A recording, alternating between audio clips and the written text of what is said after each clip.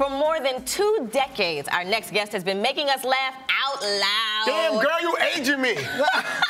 We can't help it. Did you see that guffaw? With hits like White Chicks, the Wayans brothers, and the Scary Movie franchise. And now he's back with the hilarious new shenanigans on his new web show and the movie A Haunted House 2. Marlon Wayans, welcome to Arise 360. What's up? You botched that one up. Why you gotta call him out? It's shenanigans. How you gonna call him out? In this movie, How you gonna call him out like that? Oh, well, somebody got to. He knew. That's because you just walked in late. That's why I had to do it. You trying to bring it back with the true. I tried to play it off. It's okay. It happens. If you wasn't on CB time, I wouldn't have been messing up. Oh, my bad.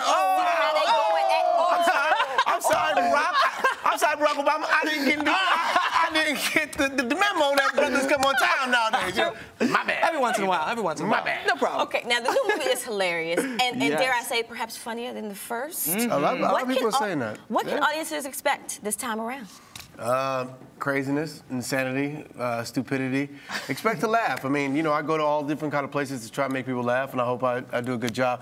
I think it's this one is a little crazy because our cast is full of a lot of comedians. So I got Cedric the Entertainer, Afion Crockett, we got Jamie Presley, then we have Gabriel Iglesias on top of that. So it's just everybody and everywhere you go, it's just funny. And Ashley Rickard. So what was that energy like on set with all you guys? It didn't make no damn sense. Right. It didn't make no damn sense. How many times did it take you to get through a take? Right.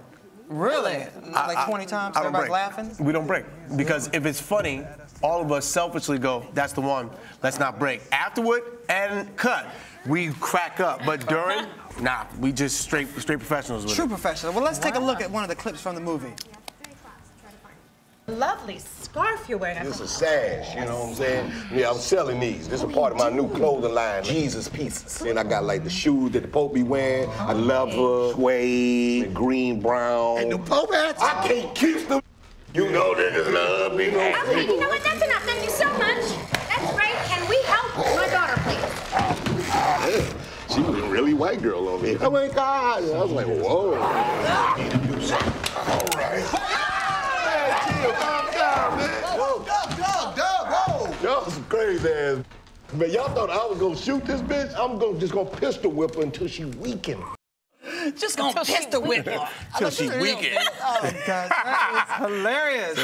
How closely did you guys stick to the script? Was like was it every word that you wrote? I would say it's probably 70-30, like 70% written and then 30% improv, which is a lot for a movie. My thing is I write a script and it's funny, and then I get funny people and I let them make it funnier. So I just let them improvise because they're all funny. I can't tell them how to make their character. I hate when I'm doing a movie and somebody tells me stick to the line. So they go, can you please say the? It's the. You're saying the. It's the.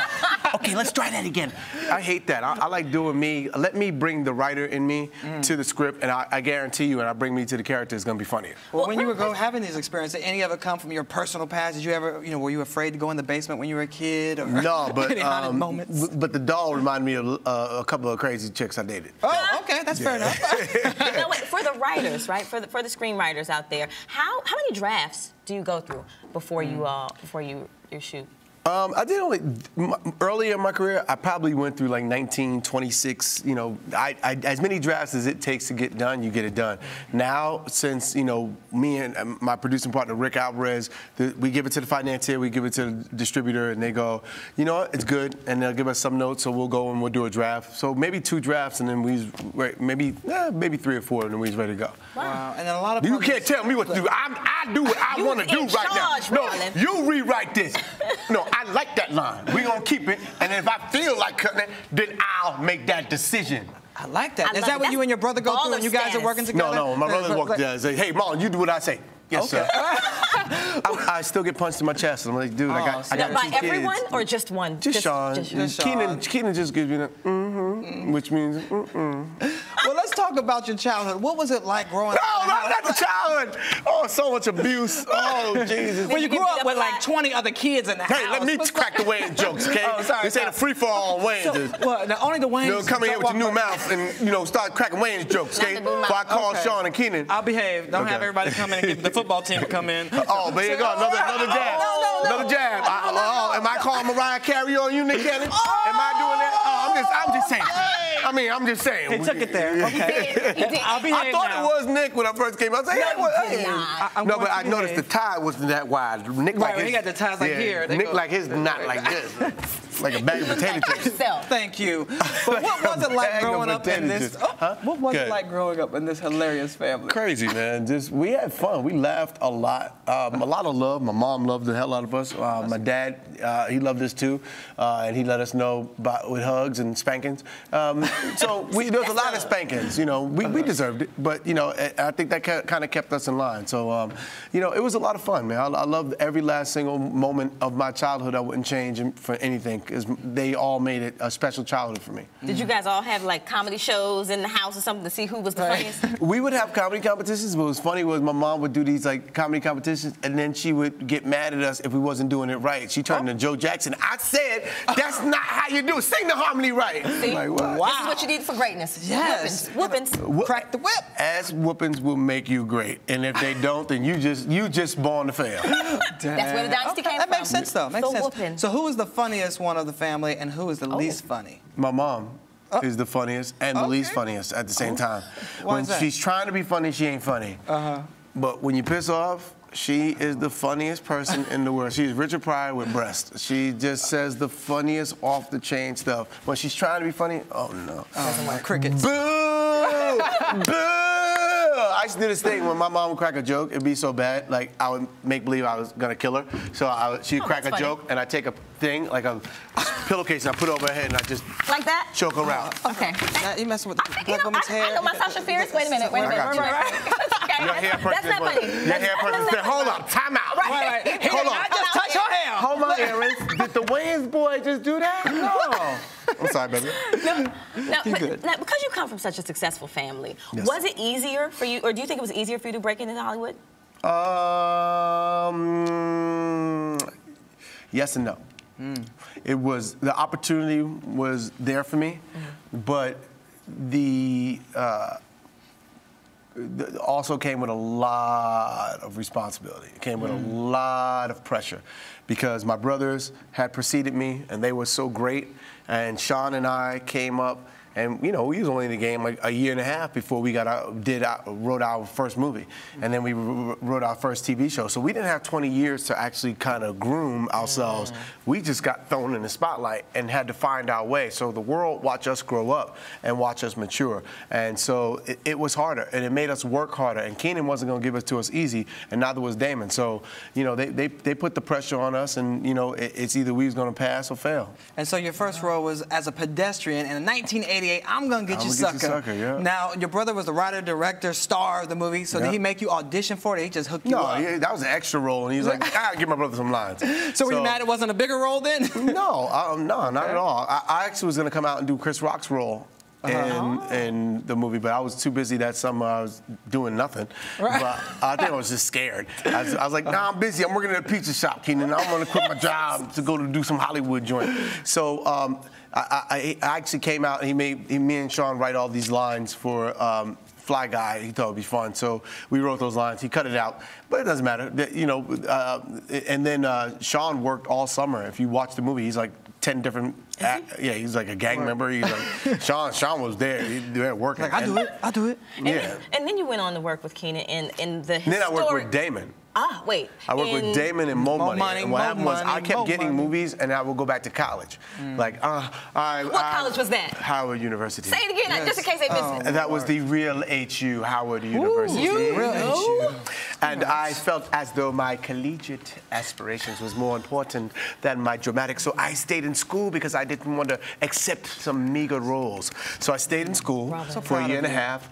And I kept getting roles. I would go, not for me, and I turned them down, and I go back to school. And then I got the opportunity to audition for Mo Money. And originally for Mo Money, my brother Damon wrote the script, and I always read the script and thought it was hilarious. So when the role of Seymour came up, I was like, yo, D, what's that? He's like, nah, I want Kadeem Hardison. And Kadeem said no. And then he goes, I was like, all right. He goes, well, the studio wants to offer it to Claude Brooks. And I said, all right. He goes, but go in there and be funny. Just think about making me laugh. So I took his script, and I said, that's cool. And then I took and I rewrote everything that I just rewrote, and I improvised the whole time, coming up with different lines, and they was just like, I don't know who this kid is, but he's hired. I've got Wow. to ask, you guys write, direct, you own. Tell me what the conversations are like in your family about business and ownership. It gets real serious when we talk about business, and it gets real, and it's not just with family. We tell, I give the keys to the kingdom to anybody. Anybody that asks for advice, when I have screenings for Haunted House 2, I give the audience, I set and have Q&As, and I give the audience advice. If you want to know anything about, how to make a film for a low budget and how to try to own your thing and how to get a financer, I give those things away. So we have serious conversations, and it's just getting more intricate because we're all learning and growing, and our business is developing into something completely different now. So it's at family functions. It's like my sisters, and then the boys are sitting over here, and then Kim will come over and visit, and the nephews will gather around, and we're all talking about business, and it's just what we do. Well, it must be great to have that many people to bounce ideas off of and things like that. It's like And get that paper wet. Right, get that paper. Keep it in the family. It's fun getting the paper with the brothers because this way your other family members don't be begging for money. That's true. Because they know how to make their own. Right. But sometimes making your own money, that's pretty good because then you ain't got to split it with 150 people. Yeah. Well, speaking of your own money, you have a new web series, What the Funny? Tell us about it. Yeah, it's a digital comedy network. It's called whatthefunny.com. It has a bunch of funny webisodes and funny TV shows that we're developing and a bunch of funny sketches. My nephew Damon Jr. has a show on there called Damon Wayans World. Rob Stapleton, who's a comedian, has a sketch show on there. There's a show called The Commuters, which is really funny. Trade the Truth, which is a cartoon. So you guys check out whatthefunny.com. It's just all bunch of hand-picked stuff by me that we put on the site. And also we have a sketch that I wrote with Omar Epps called Black Doctor. And it's like him as a black doctor, but what if he wasn't like the meek black doctor, but he was like the gangster black doctor? It's real funny. Okay, and then we did a parody of Beyonce and Jay-Z's Drunk in Love. We did Drunk as F, and it's them on the beach. Which is what I think they possibly were. Definitely. Where's the baby? Right, explains it all, right? Yeah. And so when can we check out the movie? Haunted House 2. April 18th, it comes out, which is Easter weekend. Also 420 weekend for some of you. Okay. So go check it out. You don't say. And tweet me at Marlon Wayans and Instagram me at Marlon Wayans. Well, tweet me and let me know what you think of the movie, and I'm going to retweet you. This way people can see what you think of the movie, and you guys are my critics. So make sure you go out, bring a bunch of friends, 420 weekend, Easter weekend, go enjoy. I'm telling you, guaranteed laughs. I've screened this now 18 times in 18 different cities, and nothing but great laughs. Well, we always laugh at your movies, so I'm sure that's a good guarantee. And we thank you for coming in and helping us laugh today. Thank you. Appreciate it. And you're watching Arise Entertainment 360. Peace, bro.